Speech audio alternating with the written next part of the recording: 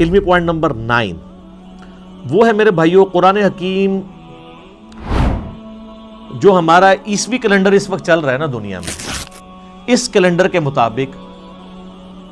610 عیسوی 610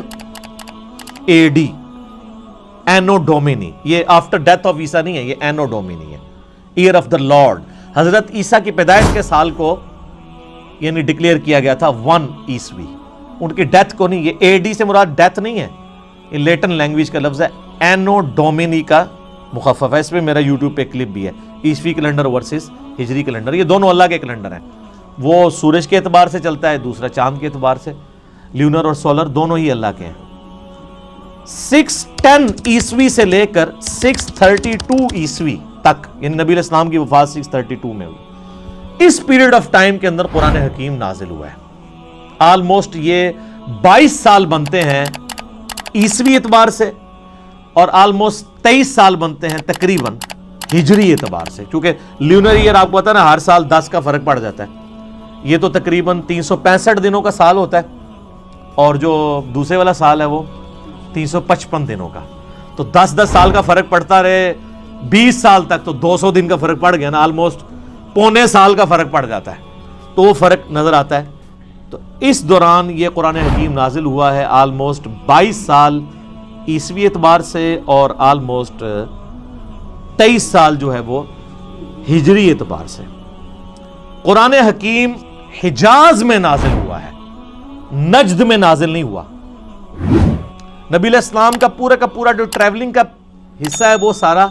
حجاز کا ہے، مکہ بھی حجاز میں ہے، مدینہ بھی حجاز میں، ایون آپ تبوک تک چلے گئے عرب کے اینڈ پہ، آپ یعنی وہ تہامہ کی جو پہاڑیاں ہیں ان کی اس سائڈ پہ حجاز ہے اور وہ دوسری سائڈ نجد کہلاتی ہے نا، تو حجاز کے اندر قرآن نازل ہوا ہے، قرآن نجد میں نازل نہیں ہوا، یعنی وہ ٹائم اینڈ سپیس کی بات کر رہا ہوں، ٹائم اس کا 610 عیسوی سے 632 عیسوی ہے،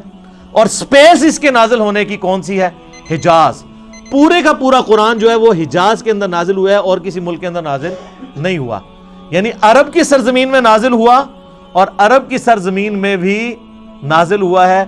نبی صلی اللہ علیہ وآلہ وسلم کچھ عرصہ مکہ رہے، 2/3 قرآن وہاں پہ نازل ہوا، پھر مدینہ شریف میں، پھر برزخی قرآن بھی ہے مکے سے مدینہ ہجرت کے دوران، پھر مدینہ سے تبوک جاتے وہاں پہ بھی ہے، اور یہ آگے انشاءاللہ اگلے جو علمی پوائنٹس آئیں گے ان میں میں ڈسکس کروں گا کہ کسی صورت کا مکی یا مدنی ہونے کا یہ مطلب نہیں کہ 100% ہی وہ مکی اور مدنی ہے۔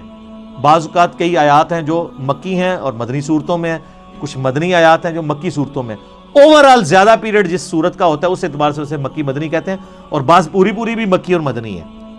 لیکن ایک جو ہمارا یہ عقیدہ ہے کہ یہ قرآن حکیم آن دا فیس آف ارتھ جس سپیس میں نازل ہوا وہ سپیس تھی حجاز کی سپیس، عرب کا جو جزیرہ نما عرب ہے اس میں بھی حجاز والا پورشن جو ہے، یہ والا پورشن جو پہاڑوں کے اس طرف لائی کرتا ہے، تو یہ قرآن نجدی نہیں، یہ نجدی وہ بھی اب آپ کو پتہ ہے نجدی کہتے ہیں نا، نجدی ہو، تو قرآن حکیم نجدی نہیں ہے، قرآن حکیم حجازی ہے، ٹھیک ہو گیا؟ تو اللہ تعالیٰ سے دعا ہے جو حق بات میں نے کہی اللہ تعالیٰ ہمارے دلوں میں راسخ فرمائے۔